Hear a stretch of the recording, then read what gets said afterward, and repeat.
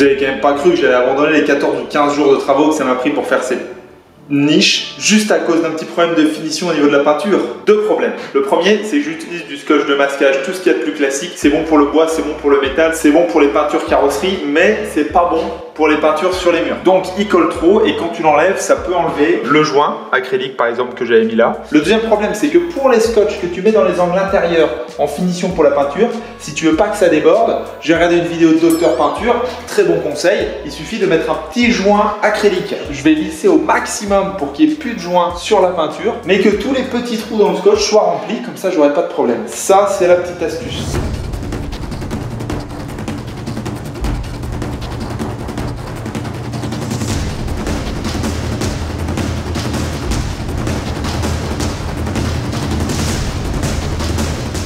Ah.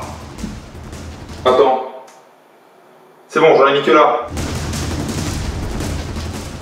Ah la fin, ça me saoule la fin. C'est pour ça que j'aime pas finir les choses. Non. T'arrêtes de me décoller le joint.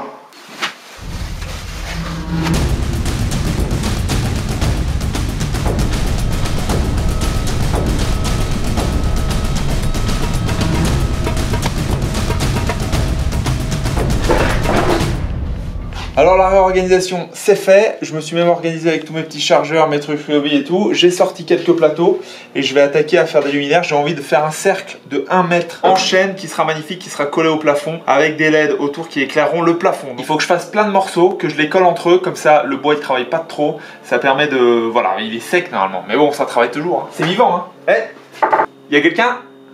C'est vivant mais ça reste silencieux.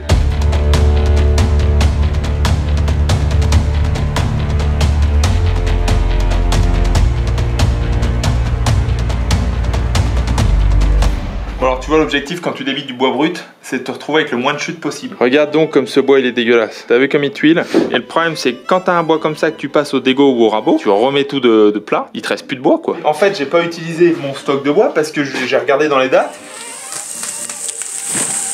Et je l'ai mis à sécher qu'il y a 1 an et demi, 2 ans. Pour utiliser les planches de 3 cm, il faut attendre 1 cm par an. Donc je vais devoir attendre encore 1 an de plus pour utiliser mes petits plateaux en 30 000, tu vois, qui sont là. Mais l'avantage c'est que mon père avait du stock sec de 20 ans. Je vais utiliser ces beaux plateaux en chaîne là pour faire mes luminaires. Tiens, tu me crois pas sur la différence d'humidité? Ça c'est un testeur d'humidité, 11%, 20 degrés. Et si je regarde un plateau bien fat là, il est à 13,7 et plus tu vas profond, plus il est humide. Hein. Gars, celui-là pareil. Et ça, c'est un plateau qui fait que 4 cm de large. Hein. Moi, je suis à 20% d'humidité. Plus j'enfonce, plus ça monte.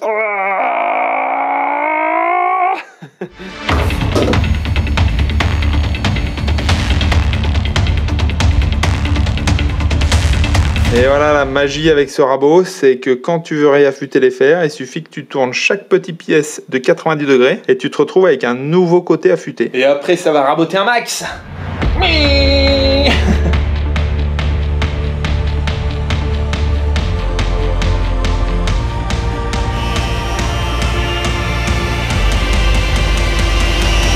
Yes, là on est bon.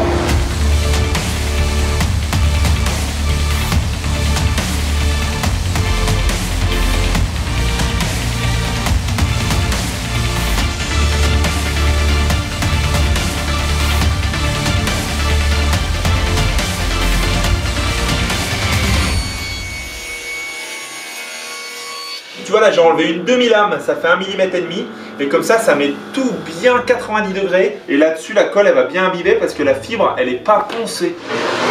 Je pense avoir trouvé le motif définitif pour l'organisation des planches. Ah, attends. Là il y a un contraste un peu fort quand même.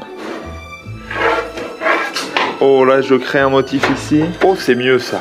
Ouh oui. Là regarde l'alignement des motifs. Oh putain j'avais pas vu que... Ouais.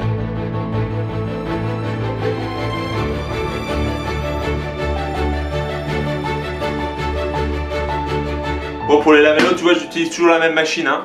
Tu mets un petit pad et ça évite de perdre du bois tu vois parce que si tu fais rainure languette et ben, tu perds forcément la taille de la rainure ou la taille de la languette. Ce qui est la même en général pour que ça aille au fond de la languette tu vois.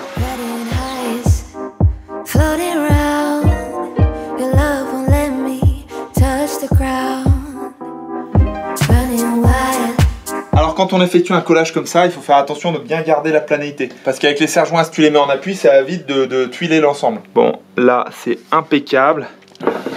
Ah, tu vois, là, par exemple, ça tire peut-être un peu trop en bas avec celui-là. Ah bah voilà, je suis en contact. Hop, elle est revenue. Staying out with you, I know I'm safe and sound. Feels like I am falling. No, you won't leave my hand. Pick up when I'm calling. No, don't leave me on red. Ce bois, il est rose. Pourquoi? Parce que c'est pas du chêne, c'est du merisier qu'on avait utilisé pour faire des escaliers dans mes appartements avec Nutange. Ça va être encore plus joli. J'ai dessiné un truc, vous me direz à quoi ça vous fait penser. Ça c'est du chêne par contre. Abonne-toi à cette chaîne. J'adore les chênes, surtout quand elles sont attachées au lit. Come on with me. Come on with me. I'll show you how to be. I'll show you how to be. Stupid, oh in love. Stupid, stupid, oh in love. Come on with me. Come on. Alors je suis en train de préparer mes petites baguettes pour fixer ça au plafond. Et comme le bois, il va se rétracter avec le séchage et il va se dilater, j'ai fait des petits trous qui sont pas tout ronds. La vis, elle va pouvoir se balader à gauche, à droite. Et mon milieu, c'est la référence. Et je vais faire 3 points d'appui qui vont se fixer au plafond. Ça peut jamais être bancal. Faut bien vérifier quand tu choisis des fixations que ça tombe pas par terre.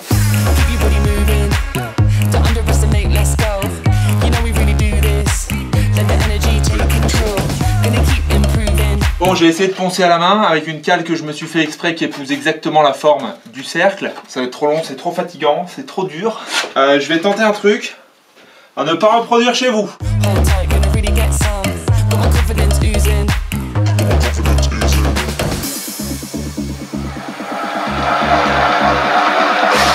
marche! Ça marche!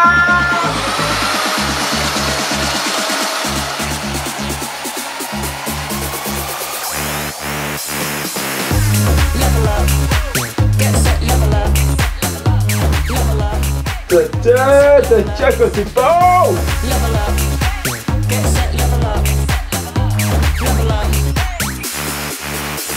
Pour reboucher les trous et les petites imperfections que j'ai dans le bois, je le fais à l'ancienne, colle à bois plus de la poussière très fine de bois, et tu fais ta petite recette comme ça. Peu là, j'en ai mis un peu de trop, et ça se ponce très bien, donc pas de problème.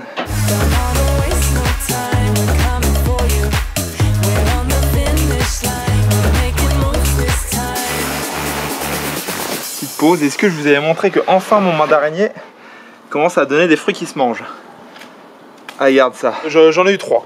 Alors c'est beaucoup d'efforts pour 3 mandarines. Avec un soleil pareil, ça fait plaisir. Ça donne 2 kW par jour. C'est pas 2 kW, c'est 2 kWh. C'est de la capacité, pas de la puissance. Et je dois admettre que je suis devenu un petit peu addict au suivi de l'autoconsommation. Elle est super, leur petite appli BIM. Je dépasse les moyennes actuelles sur la Savoie parce que j'ai une exposition plein sud qui me permet d'avoir un ensoleillement impeccable. Bon, je m'étais un petit peu planté sur l'installation, j'avais de l'ombre au début, c'est pour ça que j'avais pas atteint les puissances de production attendues. Là, je suis à 320 watts par heure, 320 Wh par heure. L'avantage des panneaux solaires BIM, c'est qu'ils sont design, c'est qu'ils sont simples à installer. Ils sont aussi complètement modulables. Là, tu vois, j'ai fait un petit setup pour optimiser l'angle du panneau supérieur par rapport à l'angle du panneau inférieur. Et le soleil, c'est une énergie magnifique qui chauffe la maison à travers les baies vitrées et qui me fait de l'électricité pour de l'autoconsommation. En moyenne sur la France, un kit BIM comme celui-ci vous permet d'économiser 160 € par an. Vous pouvez même mettre 2 kits en série pour atteindre 320 € d'économie par an. Et il ne faut pas croire que ça produit qu'en été. En hiver, j'ai les factures d'électricité qui sont en chute libre. Je vous mets un petit code promo pour que vous en profitiez aussi. C'est BIM Passion jusqu'au 30 novembre, 70 € d'économie. Et c'est aussi disponible dans toutes les grandes surfaces de qualité, type Leroy Merlin, j'adore Leroy Merlin, et Boulanger. Petit lien dans la description, toi-même tu sais. En plus, j'ai pris le motif floral, donc ça rentre très bien dans le bouquet anti-inflation. Rapport. Oh, on se remet au boulot quoi. Et je crois que j'ai fait une erreur par contre en utilisant de la sciure qui venait de ma ponceuse à bandes. Et il me semble qu'il y a plein de grains des bandes à poncer et qui font une couleur noire un peu dégueulasse.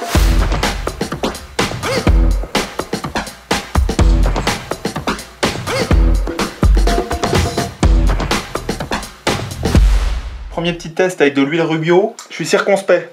Je vais laisser sécher. Je vais attaquer la petite lampe.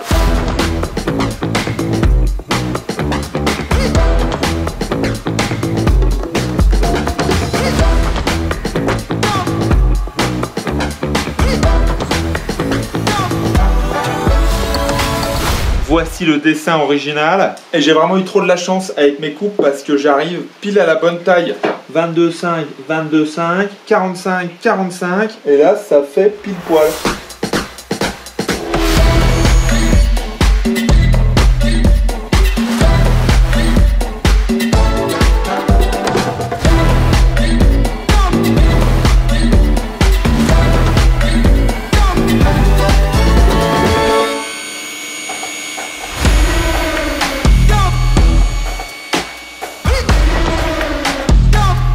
Tu vois, quand tu laisses la moitié d'un trait de crayon, c'est que ça commence à être pas mal. Hein. Et après, tu prends ta pièce, emboîtement pas mal. Hein.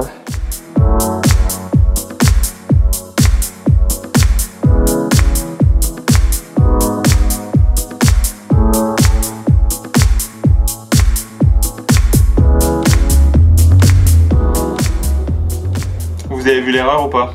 Je suis un putain de trou de balle, j'ai oublié d'inverser. J'ai refait la réunion exactement du même côté, alors que il a fallu la faire là. Eh ben c'est symétrique gauche-droite, je l'ai dit juste avant en plus. Bah vas-y, reprends tes bêtises, Mickaël, hein. Pour une fois que c'est toi qu'on fait, c'est pas ton père.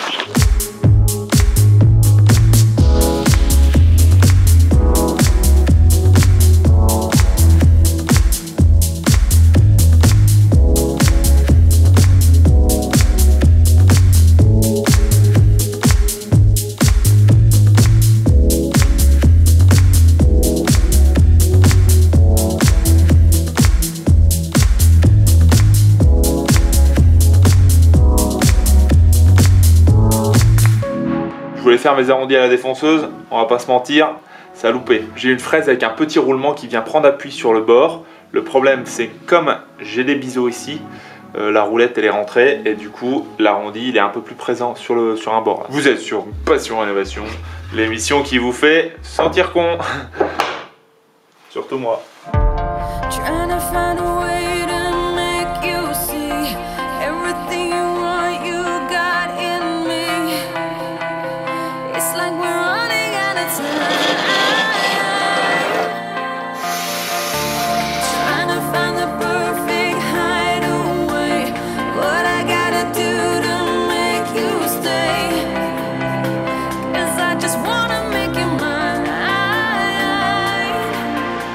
Et ben celui-là il est pressé au millimètre. On n'a jamais assez de charge-joint. Oh, j'ai de l'électricité à faire dans la chambre. Ça me fait vraiment plaisir sur le bricolage en ce moment, j'espère que ça vous plaît aussi. Si vous voulez favoriser un petit peu cet algorithme YouTube en berne en ce moment, il y a moins de gens qui regardent YouTube, bah, ça regarde Netflix, ça regarde Canal+, M6 sûrement, non? Peut-être, Mission Travaux.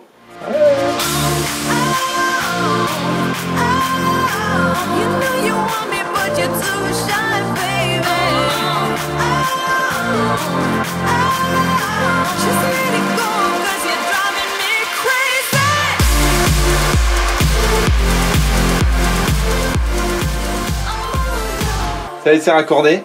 Je vais pouvoir réenclencher le disjoncteur et découvrir si j'ai bien fait de l'électricité ou pas. Peut-être il y a des problèmes, peut-être je vais devoir casser le plafond. Le congèle remarche, le frigo s'est remis en route, ça va pas disjoncter.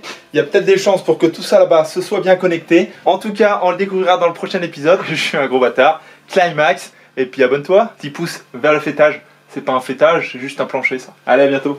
À très vite. À très très vite. Putain, il n'y a pas de lampes qui sont allumées.